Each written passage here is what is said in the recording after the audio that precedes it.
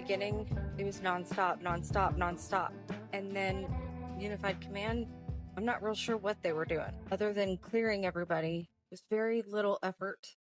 And a lot of times when new information would come in much, much later, once they were cleared, nobody even just for due diligence checked it out. In some cases, like the person who verified Brad Holder's alibi is a sheriff from Pulaski. I don't know if I'm saying that right. Not that I say anything right, but you know what I mean.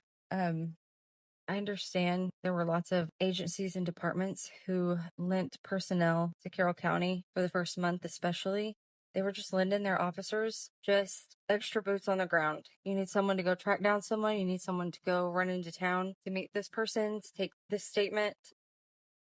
In general, it's heartwarming to see how many officers from across the state dropped everything and just showed up. Put me to work, tell me what you need. But if Brad Holder's getting this many tips called in on him, it might make sense for someone who's assisting with a case. Like, you might want to pick someone who's from the area of that particular person of interest to follow up on something like an alibi.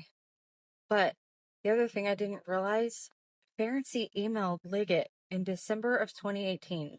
He emailed Liggett to say, I think we should give Brad's alibi another look. And Ferenczi is the one who dug up that video, Patrick Westfall, and he's the one who was, him, Click, and Murphy had put together 9 different side-by-sides of Brad Holder's social media and Elvis Field's social media. So when the defense attorneys are deposing Pullman and those clowns, defense is showing them these side-by-side photos. Doesn't this look similar? And they're pretending like they don't look similar, and that defense is just so ridiculous for even suggesting that these two photos would be similar, as if the defense attorneys are just desperate, grasping at straws because they're dirtbag defense attorneys. Well, it turns out those the dirtbags who compiled all that stuff was Ferenczi and Click and Murphy. Very well-respected, thorough, competent detectives with years of experience doing this shit. Liggett was still promising to go to detective school in 2016. He has no experience in this kind of shit. The only other case of child murder in that county, he didn't help with that effort. That was passed on. Other people investigated the Flora shit. Carroll County did not serve any useful purpose. They didn't know shit. They weren't looking for shit. They didn't give a shit. So I don't really know what experience we're supposed to rely on. And I don't think I realized how dumb Holman was until I was searching through the document for all of Holman's statements and compiling them all into one little document so that I could grab all of those things and then eliminate the repetitive information and put it into more of just a comprehensive, easy to digest summary. Some people still think defense was twisting the Odin report and that when Sleuth Intuition was talking about Patrick Westfall and the Fort Wayne thing, that was not something defense dug up in order to bolster their claims or to make something more colorful. The reason they cited that video was because Ferenczi emailed it to Liggett. He sent him a link with some commentary and questions, in addition to asking Liggett if they need to reevaluate Holder's alibi, and had a whole bunch of questions about Brad Holder because they had started investigating these people. I thought that defense was contributing their own part to the theory, but there's very few things that came from them that was not based on the track that Ferenczi, Click, and Murphy were on. I think it's actually pretty impressive that they were able to put anything coherent together, considering how much information they had to go through in such a little amount of time. And I don't think they would have been able to put any of it together if it weren't for Todd Click. It's very strange when the defense attorneys are the only people left in the courtroom doing anything that will lead us in a direction towards finding out what happened to the girls. And I think some people may have developed their entire personality around Nick McClelland. That man has spent more time getting hair plugs and taking in all of his slacks than he has done investigating this. That dummy accepted a pinky promise from the sheriff and the chief of police without any receipts. The state themselves are still telling us that they're investigating because this thing is not solved. There's like this increasing hill of bullshit accusations and smears from people who are not thinking things through. The state's theory, for it to be true, it would mean that Mr. Allen is the person who solved this murder, not the police. You solve murders with sound police work that can be verified and evidence that can be scrutinized, not through tips that came in that you then attach a dirty cop's name who's been in trouble for lying to get search warrants before. You can't just put his name on it as the person who followed up on it and send it to a judge to get rubber stamped. And you can't just summarize that tip narrative without verifying who contributed what part of that narrative to it. Which part of that narrative came from Mr. Allen and which part came from Mr. Doolin.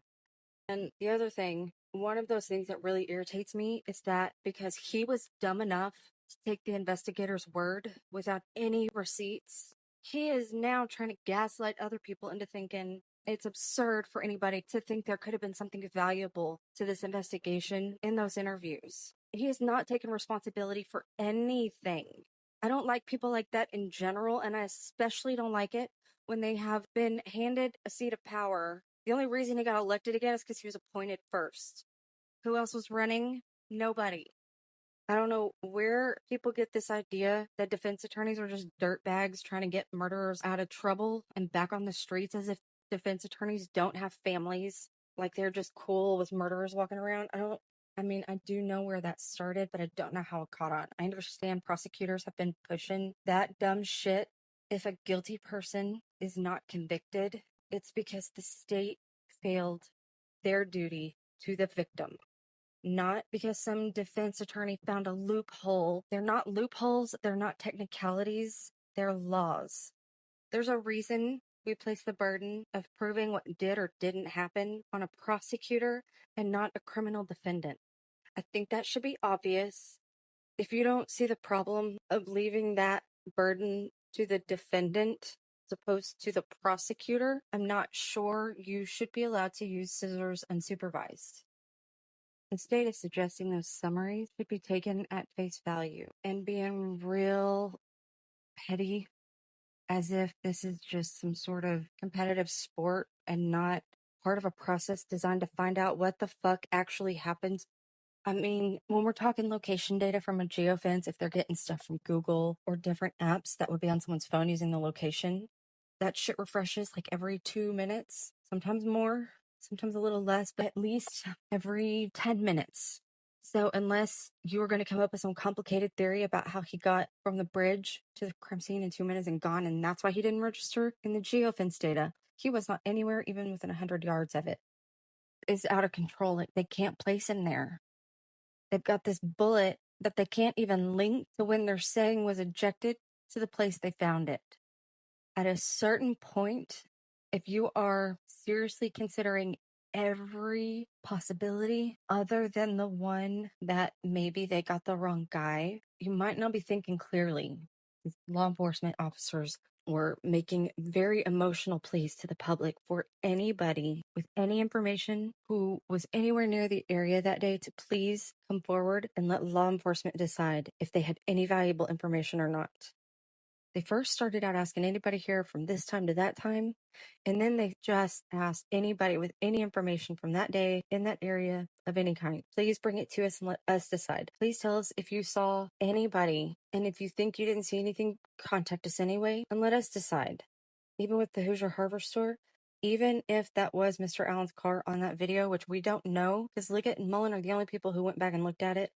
We are literally taking Liggett and Mullen at their word, even though they've proven themselves to be untrustworthy, unreliable. We're supposed to take their word for it.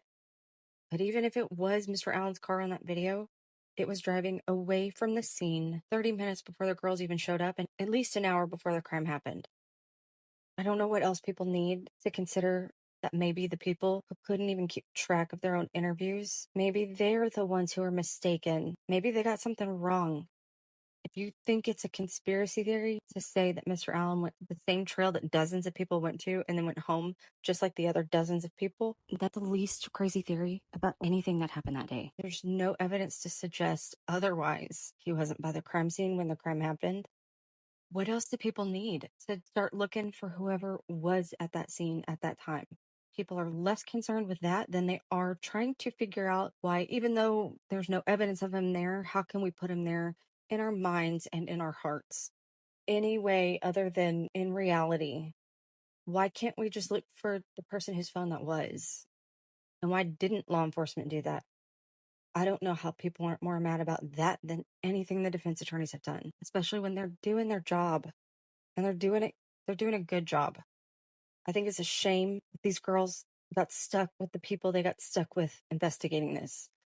These people's families were contacting law enforcement because they thought they were involved because of very specific things they said, because of the behavioral changes, because of all the things law enforcement asked anybody who noticed this or that, please call us. Let us look into it. So those people did.